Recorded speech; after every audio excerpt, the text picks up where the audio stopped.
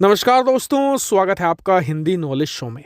तो दोस्तों, जब से हमने राफेल लिया है ना, तब से जो चीनी वायुसेना के कमांडर हैं वो तो टेंशन में है ही, साथ ही उनकी जो थल सेना के कमांडर हैं पीपल लिबरेशन आर्मी के, वो भी ज़्यादा टेंशन में है। क्यों? क्योंकि राफेल भारतीय वायुसेना का एक ऐसा लड़ाकू विमान है जो पूरा हिमालय रीजन पार करके चीन के जितने भी सैन्य बेस हैं, चाहे वो तिब्बत में हो, चाहे वो शिनजियान में उनका होटान बेस हो, इसके अलावा जो मध्य चाइना के बेसिस हैं, यानी कि चीन के बिल्कुल बीचों बीच भी जो बेसिस हैं, वहां पर भी भयंकर बमबारी कर सकता है। ऐसे में दोनों सेनाएं उनकी मिलकर इसका तोड़ निकालने में लगी हुई हैं।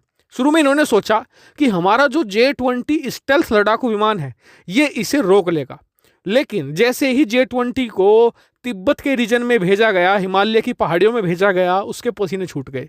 क्योंकि 20,000 फीट की जब ऊंचाई आती है ना, तो बड़े बड़े लड़ाकू विमान धराशायी हो जाते हैं। क्योंकि 20,000 फीट से ऊंचाई जब बढ़नी शुरू होती है तो हवा हद से ज़्यादा पतली होनी शुरू हो जाती है, जिस वजह से जो इंजन है J-20 का वो ढंग से काम नहीं कर पाता, क्योंकि पहले से ही वो काफ़ी अंडर पावर इंजन है।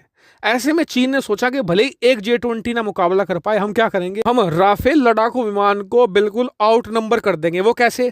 हम एक राफेल के पीछे 3-3 J-20 लगा देंगे। और इसको लेकर जो चीन है उसने J-20 के साथ प्रैक्टिस भी करनी शुरू कर दी।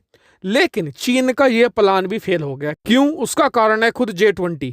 दरअसल J-20 बहुत ही लिमिटेड मिसाइलों के साथ आता है, और वो भी कोई खास एडवांस मिसाइलें नहीं है।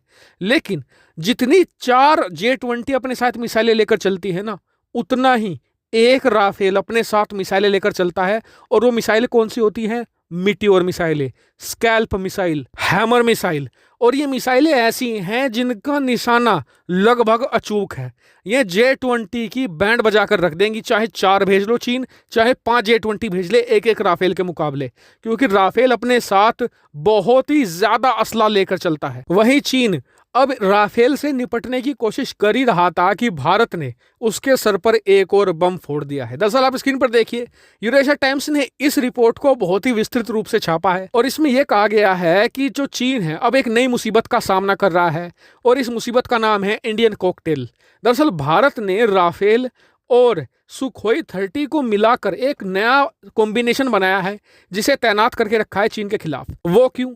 उसका कारण यह था कि चीन अब प्लानिंग ये कर रहा था कि वो J-20 के साथ अपने जो कुछ रूसी लड़ाकू विमान हैं उन्हें तैनात करेगा।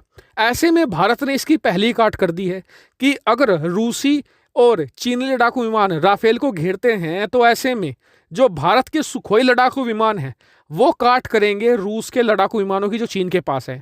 ऐसे में राफेल एक बार फिर से चीन के J-20 को ध्वस्त करके चीनियों को पूरी तरीके से युद्ध में पीछे धकेल देगा। और चीनी कमांडर इसीलिए आजकल माथा पीट रहे हैं, क्योंकि जो योजना भारत के खिलाफ वो बनाते हैं, भारत पहले ही उसकी काट कर देता है।